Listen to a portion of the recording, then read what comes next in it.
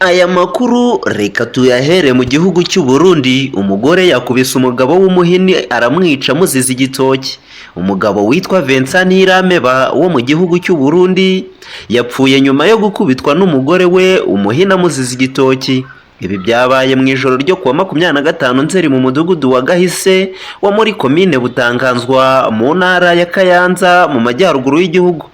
Umuyobozi w'ibanze wemeje aya makuru yasabye abaturage kubana neza no kutihanira mu gihe habaye amakimbirane. Ukekwaho icyaha yatawe muri yombi na polisi.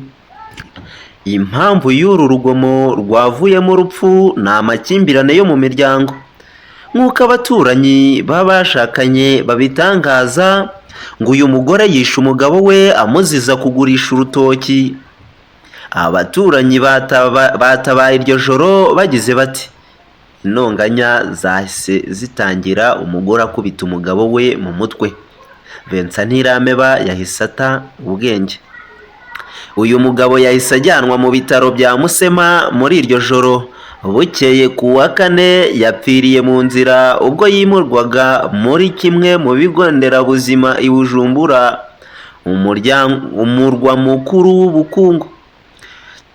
Nk'uko abagize umuryango we babitangaje.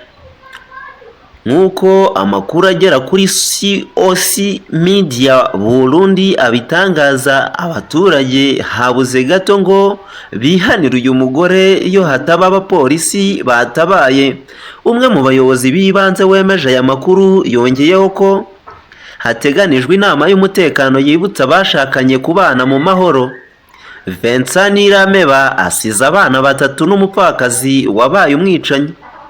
Ukekwaho icyaha bamwita Beatrice Iyamuremye yatawe muri yombi n'abapolisi kuri ubu, akaba afungiwe muri kasho ya sitasiyo ya polisi ya Butanganzwa, aho